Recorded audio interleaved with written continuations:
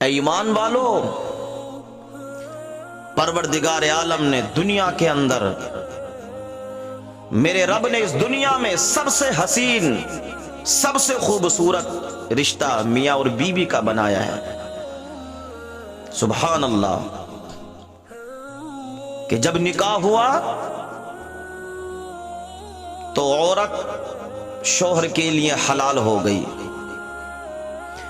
اتنی پسندیدہ چیز ہے یہ نکاح کہ اللہ تبارک و تعالی نے جنت کے اندر بھی اس نکاح کو رکھا کہ حضرت آدم علیہ السلام کا نکاح حضرت حوا رضی اللہ تعالی عنہا سے فرمایا۔ مگر کچھ مقامات ایسے ہیں،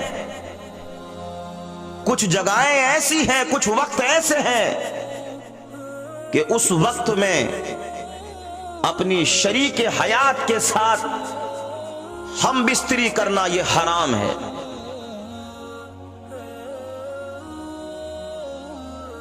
وہ کون سے مقامات ہیں؟ حالت روزہ میں ہم بستری حرام ہے، ایسے ہی حالت احرام میں، حیض و نفاس کے وقت، اس وقت میں اپنی شریک حیات کے ساتھ ہم بستری کو حرام قرار دیا گیا۔ ایسے ہی اس ٹائم کہ جب کا نماز کا ٹائم آ رہا ہے اور وقت اتنا تنگ ہو گیا کہ اگر ہم بستری کرے گا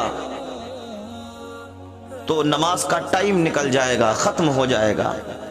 اگر ہم بستری کرے گا تو غسل کرنے میں ٹائم لگے گا، نماز کا ٹائم ختم ہو جائے گا۔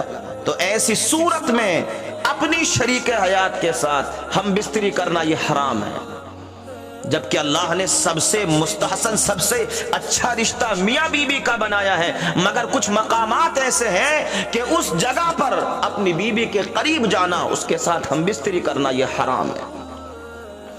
شریعت نماز کسی حالت میں معاف نہیں۔ نماز پڑھیے، پانچوں ٹائم کی نماز ادا کیجئے، کسی حالت میں نماز معاف نہیں ہے۔ اللہ اکبر، جب نماز کا ٹائم آ جائے مصلی بچھا دیجئے، نماز ادا فرما لیجئے۔ اگر بیٹھ کر نماز نہیں پڑھ سکتے تو کھڑے ہو کر نماز پڑھیے، کھڑے ہو کر نماز نہیں پڑھ سکتے تو بیٹھ کر نماز پڑھیے، بیٹھ کر نماز نہیں پڑھ سکتے تو لیٹ کر نماز پڑھ لیجئے، اشارے سے نماز پڑھ لیجئے، اللہ تمہاری نماز کو قبول فرما لے گا۔ میرے عزیزو، جب نماز کا ٹائم آ جائے تو خدا را نماز کی پابندی کریں، اس لیے کہ نماز چھوڑنے والے بندوں پر بڑا سخت عذاب ہوگا۔ سرکار مدینہ صلی اللہ تعالی علیہ وسلم نے حدیث پاک کے اندر ارشاد فرمایا، الصلاۃ عماد الدین فمن اقامها اقام الدین ومن ترکها فقد هدم الدین۔ حضور نے فرمایا نماز دین کا ستون ہے، جس نے نماز کو قائم کیا اس نے دین کو قائم کیا، اور جس نے نماز کو چھوڑ دیا اس نے دین کی بنیاد کو ڈھا دیا۔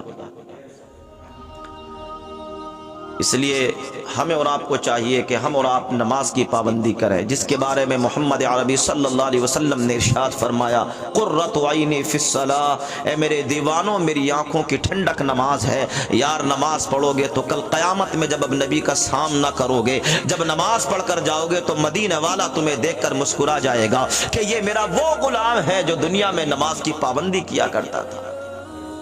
حضرت عمر فاروق اعظم خلیفہ دوم، آپ پر قاتلانہ حملہ کیا گیا، حضرت فاروق اعظم سخت زخمی ہو گئے، تو صحابہ جب آپ کے قریب پہنچے تو حضرت عمر فاروق اعظم نے فرمایا میری فکر نہ کرو، نماز کی فکر کرو، اس لیے کہ نماز ضروری ہے۔ تو ہمیں اور آپ کو چاہیے کہ 5 وقتہ نماز پڑھیں۔